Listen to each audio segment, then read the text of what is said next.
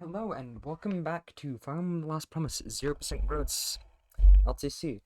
This is Chapter 8 and I'm very sorry it took so long, but it was painful to route out, as you will see. So to start off the map, because I'm going to be playing kinda fast, I'm going to explain a few things. Sean takes the energy ring here to help with the boss kill in Chapter 10. Is there a better person to use it?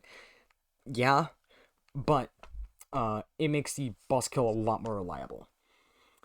There is a speed wings on this map. Arthur and Tomiko spend the entire map trying to getting it, and also killing a thief to get Arthur that much closer to promotion. You may see a couple attacks that look kind of stupid. They're either for weapon experience, because they really don't matter, or to burn a couple RNs, which I will note when it's possible. This is probably the least reliable map yet, even more unreliable than Chapter 7X, so I hope you enjoy. Also, sorry my mouse is on the screen, I just haven't started the movie file yet. I don't show the full preps because I was getting sick and tired of having to redo them every single time I played through this map, which took me a long time. You'll also see me hesitate at several points during the recording. Sorry about that. Simply because I wanted to make sure I was doing it right. On turn 1, Storm weakens a soldier that Altaris kills. Noah can kill the soldier, and after Storm weakens the soldier, and if he does, Altaris will get a crit with the Iron Sword. It's not necessary, but it is flashy.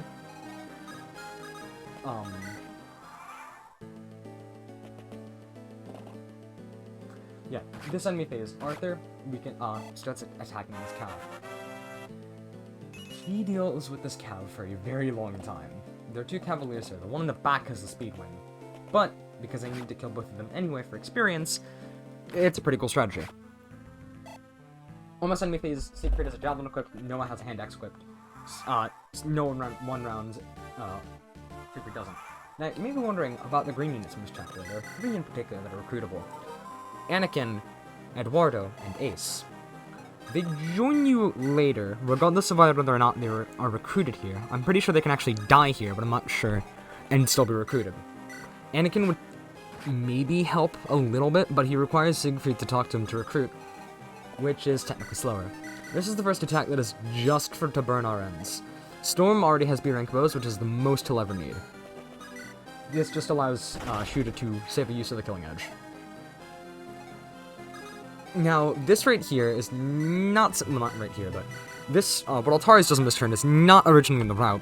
However, what wasn't in the original plan, but, because he has to dodge an 81 displayed hit, I think it's 81 displayed hit, and a 76% displayed hit. One of the two.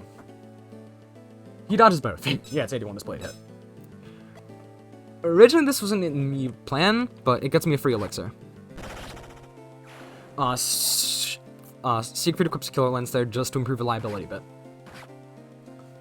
Arthur keeps doing this Cavalier. That Cavalier will be dead in 3 more enemy phases.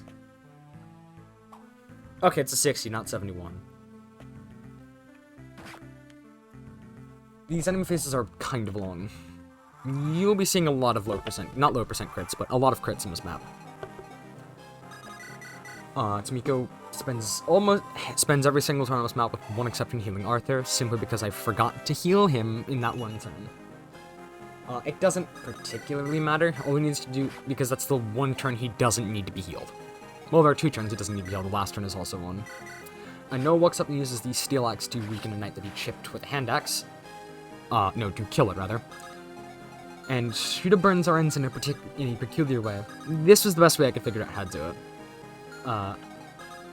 When I'm RN burning longer strings, you will see me hesitate playing. It's because I'm nervous about getting them wrong, because one of them is very long. In fact, I dropped a save state while recording it, for 2 reasons. One, it wasn't so I could back up to it, it was just because, I forgot that I needed to get the thumbnail image, so if it's visible, that's literally the main reason. And 2, in case I ever load over an old save state, I can just replay this recording and then get that save state back. Shooter crits a soldier after burning 6 more RNs.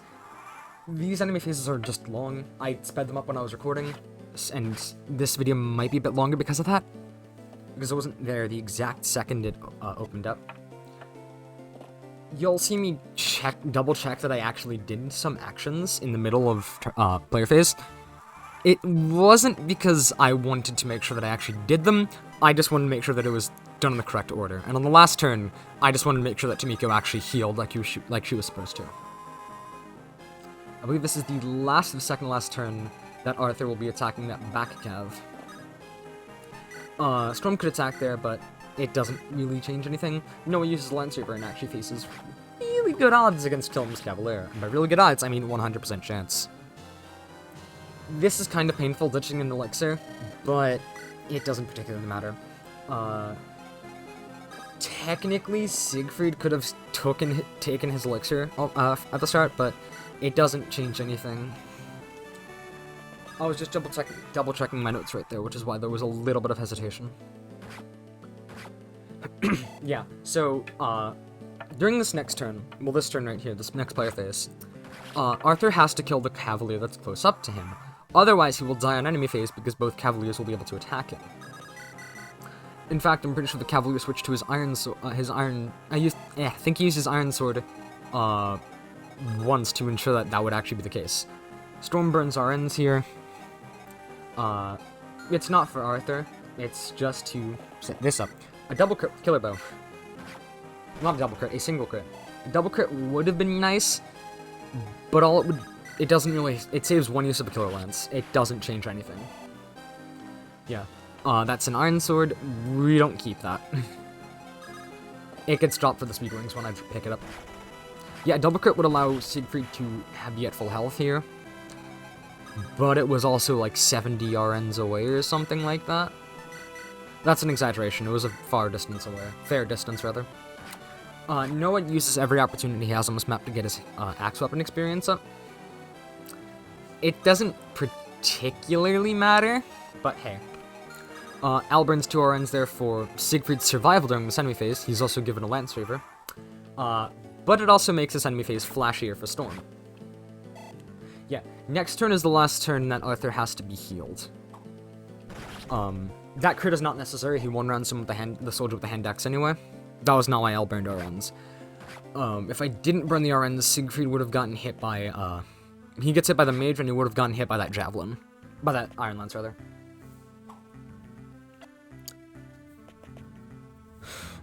This was not what the RNG burn was for. Again, it helps, but it wasn't necessary. So, there's another side objective during this chapter. Those chests in the top left, one of them has an emblem weapon, which are needed for the emblem weapon side quest. Particularly, specifically, it has the emblem blade. It's kind of a better iron sword. Not really. It's 1 more might, because it's effective against everything, and it has 3 might, and I think it's slightly more accurate. Either way, it's a necessary evil to pick up, and it kind of contributes to the turn floor. Storm is going to break the killer bow this chapter, by the way. 1 last killer bow crit there to one-shot that soldier, which allows Noah to move on to the throne. And, Noah has the chest key. I didn't deploy Sean and I didn't deploy Corbin because they're too frail and not strong enough to actually contribute combat-wise. I also don't have a door key use left, so I couldn't have used Corbin instead of Al to open the door. Not to mention the original plan was to have Al steal a speed wing and use a door key, but that had changed. Shuda gives the elixir to Siegfried, and Siegfried gives him a new thong. He doesn't need it for the rest of the map. He could have given him basically anything in his inventory. It's just the item that I'm going to need to remember to grab. Al burns 17 RN. I think it's 17 RNs here. To set up for the enemy phase. Not 17, I think it's, I forget how many it is. And then he also trades a Storm of Boost to Stormbringer.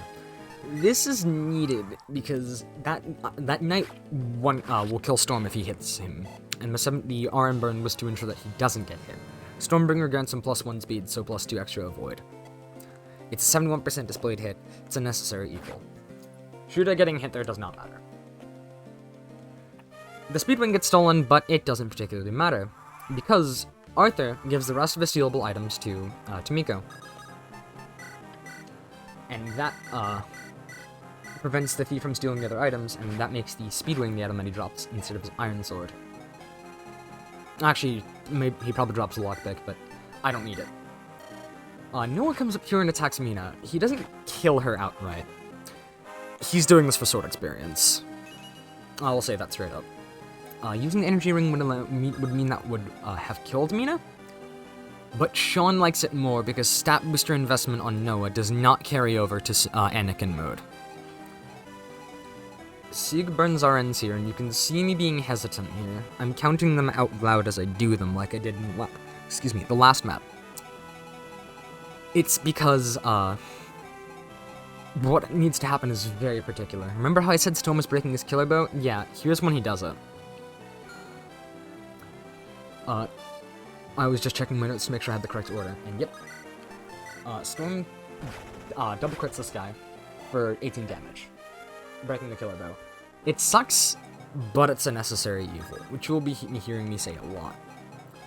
Shooter burns 17 RNs here. I know that number by heart. And it's to crit that Armor Knight. Now, Siegfried can see his next turn if Mina is killed and if he moves closer to the throne, but then that Cavalier could kill Storm. Or can it?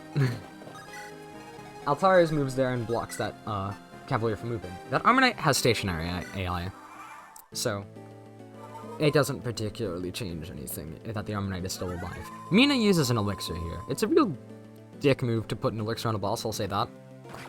But it doesn't particularly change anything. Arthur gets a Speedwing back.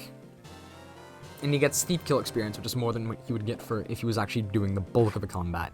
Technically, Corbin or Sean could have been used there, but it doesn't particularly change anything. I heal up Arthur. I forget if I traded him his items back at the end of this chapter. He doesn't particularly need any of them because the Speedwing is going to, not Arthur.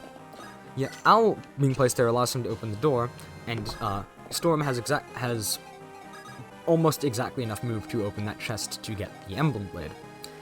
Now here's a very stupid RN burn. It's 43 RNs, and I do them slowly because I really don't want to mess them up this late in the map. If I was able to trade him the Killing Edge, this would be a lot more reliable.